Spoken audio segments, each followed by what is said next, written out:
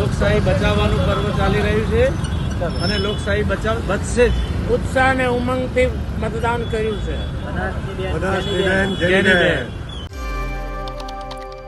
નમસ્કાર, હું મૈત્રી મકવાણા અને આપ જોઈ રહ્યા છો નિર્ભય ન્યૂઝ. બનાસકાંઠામાં બે મહિલા ઉમેદવારો વચ્ચે જંગ ખેલાઈ રહ્યો છે, જેમાં ભાજપના રેખાબેન ચૌધરીની સામે છે કોંગ્રેસના ફાયરબ્રાન્ડ નેતા જ્ઞાનીબેન ઠાકોર. ગુજરાતમાં 25 લોકસભા બેઠકો માટે મતદાન ચાલી રહ્યું છે, જેને લઈને મતદારો આવનારા 5 વર્ષનું વિચારીને મત આપી રહ્યા છે. ત્યારે આ બનાસકાંઠાના મતદારોનો મિજાજ કેવો છે અને કયા મુદ્દાને લઈને તેઓ વોટિંગ કરવામાં આવી રહ્યા છે, તેને લઈને બનાસકાંઠાના મતદારોએ શું કહ્યું તે સાંભળો આ વિડીયોમાં. આજે સવારથી અમે કોંગ્રેસના દરેક કાર્યકર્તાઓ ખૂબ જ ખુશ છીએ અને ખાસ કરીને એટલા માટે કે ઉપર અમારા પ્રદેશના નેતાઓને પણ દિશા માટે જે ડર હતો, આજ સવારથી અમને આખું અલગ જ વાતાવરણ મળ્યું છે. અને પહેલી જ વખત અને વર્ષો પછી પહેલી જ વાર આ ચૂંટણીમાં એવું બનશે કે સમગ્ર ડીસા શહેરના તમામ મતદારો 80 થી 85% આજે કોંગ્રેસની તરફેણમાં, જ્ઞાનીબેનની તરફેણમાં મતદાન કરી રહ્યા છે. એટલે આ તબક્કે હું આપના માધ્યમથી શહેરીજનોનો પણ ખૂબ ખૂબ આભાર માનું છું. અને આવી જ રીતે સાંજે 6 વાગ્યા સુધી એક તરફી જ્ઞાનીબેનના તરફેણમાં મતદાન થતું રહેશે. મારે હજુ મતદાન કરવાનું બાકી છે. હું ફેમિલી સાથે લગભગ 1 વાગે અમે મતદાન કરવા જઈશું. ગુજરાતના અંદર બનાસકાંઠા જિલ્લામાં સૌથી વધારે અત્યાર સુધી મતદાન થયું છે. શું લાગે છે આ વખતે રેકોર્ડ તૂટશે? આ વખતે સમગ્ર ગુજરાતમાં જ નહીં પરંતુ ભારતભરની વાત કરું તો પણ એક જ માહોલ છે કે જે સત્તામાં બેઠેલો પક્ષ છે એને એની તાનાશાહીથી છૂટવા માટે લોકોએ મન મક્કમ બનાવી દીધું છે અને એટલે જ કોંગ્રેસની તરફેણમાં મોટા પ્રમાણમાં મતદાન થશે. આજે શિક્ષણ, રોજગારી, આરોગ્ય અને લોકોની જરૂરિયાત, લોકોની શું કહેવાય કે જે યુવાનો છે, કિસાનો છે અને દરેક વ્યક્તિની જરૂરિયાત એને ધ્યાનમાં રાખીને અમે આ મતદાન કર્યું છે. ગરમીનો માહોલ છે, શું લાગે છે? આટલી ગરમી છે પણ ગરમી જેવું લાગતું નથી.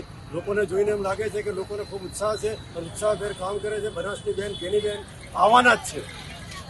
ગાવાડી વિસ્તાર, મુસ્લિમ વિસ્તાર, અહીંયા ઓછામાં ઓછું મતદાન થતું હોય છે. શું લાગે છે આ વખતે મતદાન વધુ થયું છે? હા સર, મતદાન તો પૂરું થયું. મતદાન સારું છે. બધા આપણી ફરજ નિભાવી રહ્યા, બધા વોટિંગ કરવા આવી રહ્યા. બુજુર્ગ મહિલાઓ, એ બુજુર્ગ આદમી કે બહેરા, બધા આપનું મતદાન કરવા આવી રહ્યા છે. મતદાન સારું છે.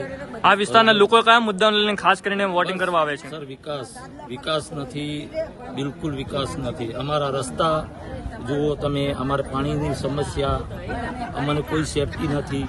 બરોબર, અમે એ જ મુદ્દા પર લડી રહ્યા છીએ અને અમને આશા છે કે આવનારી જે સરકાર છે એ અમારા लिए કશું કરશે.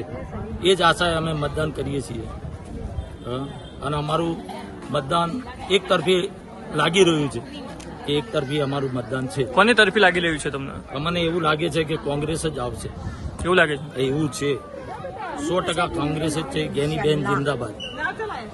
જે એવું છે કે જે મતદાનનો દિવસ છે તો સવારથી લોકોને ઉત્સાહ છે કે અમે વોટ કરીએ.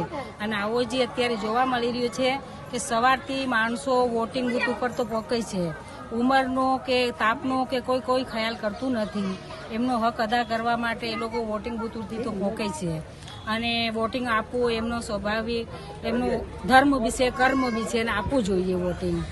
આ વિસ્તારમાં લોકો કયા મુદ્દાઓને લઈને ખાસ કરીને હવે મતદાનને લઈને જાગૃત? વિકાસના મુદ્દા, ખાસ કરીને વિકાસના મુદ્દા ઉપર વોટિંગ ચાલી રહ્યું છે અને વિકાસ થયો છે. અમે અમારો જીતનો આશાવાદ રાખીએ છીએ. જ્ઞાનીબેન 100% જીતશે અને આજે મતદાન પણ જે રીતે થઈ રહ્યું છે એનો ટ્રેન્ડ પણ દેખાય છે.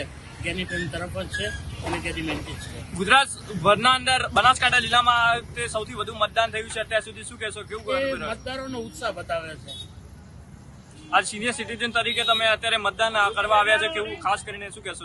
સિનિયર સિટીઝનનો તો હું આ નહીં, હું જ્યાં બધા મતદાન મથકોમાં ફર્યો છું ત્યાં લગભગ સિનિયર સિટીઝન ઉત્સાહથી કરે છે. અને એકની જગ્યાએ તમે પૂછ્યું કે ઘણા વર્ષોથી તમે મતદાન કરો છો તો આ મતદાનની અંદર તમને અલગતા શું લાગે છે કે આ ચૂંટણી જ અલગ પ્રકારની છે અને આ ચૂંટણીની અંદર કોઈના ત્રાસથી છૂટવા માટે કે મતદાન કરી રહ્યા છીએ આવું કહે છે લોકો. અમારો રિપોર્ટ તમને કેવો લાગ્યો તે કોમેન્ટ બોક્સમાં ચોક્કસથી જણાવશો. લોકસભા ચૂંટણીને લગતા આવા જ ઇન્ફોર્મેટિવ વિડીયોઝ માટે આપ જોતા રહો નિર્ભય ન્યૂઝ. અમારી ચેનલ નિર્ભય ન્યૂઝને લાઇક, શેર અને સબસ્ક્રાઇબ કરવાનું ભૂલશો નહીં. આભાર.